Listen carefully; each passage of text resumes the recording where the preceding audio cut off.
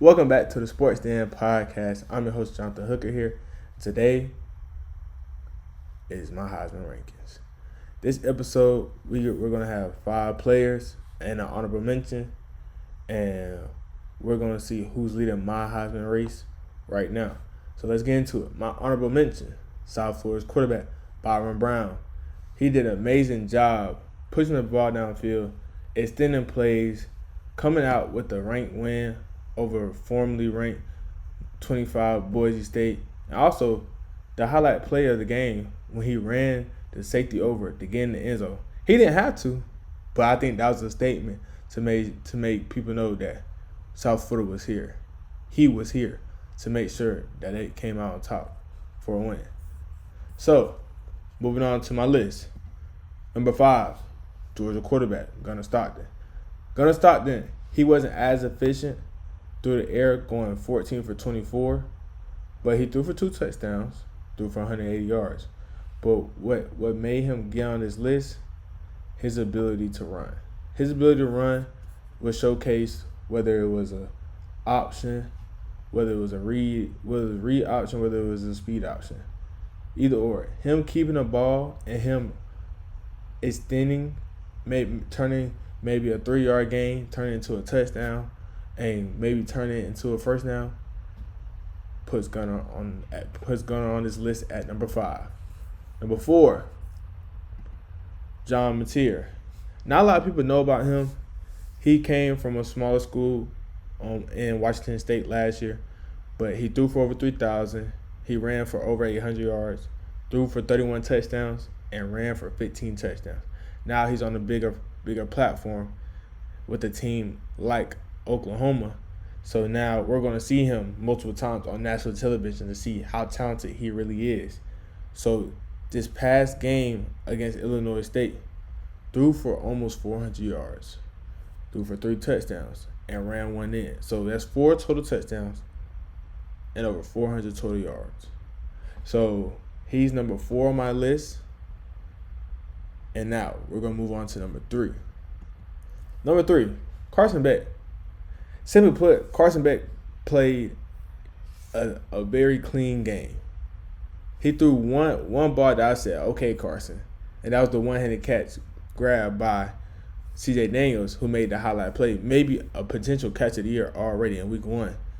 But Carson threw for 200 yards and made sure his team came out on top against a top 10 ranked Notre Dame. Second on the list, arguably the most exciting player in college football, LaNorris Sellers, South Carolina quarterback. LaNorris did a good job at not forcing the issue like he did last year early in the season, to where if nothing was there, we either throw it away or we run to get a couple yards.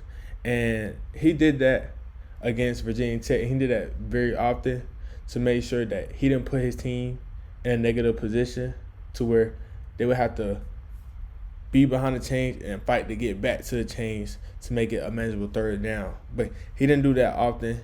He took a sack that made me say but it wasn't on him. But what LaNorris says, what makes him so special, his ability to break out of sacks and turn those into first downs. Like this highlight play, it was a crucial part of the game. Them extending that play can either seal this game, or Virginia Tech has a chance to go down and score.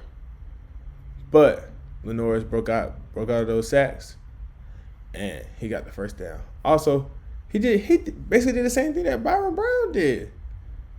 He kept the read option, took it down, running. He could have ran the ball in, got a touchdown. You know what he did? I'm seeking contact. Boom. Ran that boy over. And the thing is about LaNorris Sellers, he's only gonna get better, because I hear the comparisons of a baby Cam, and I can see it, but I think LaNorris is faster than Cam. Do I think he's as dynamic? Can he carry a load like Cam? This season will tell it all. But LaNorris, number 2.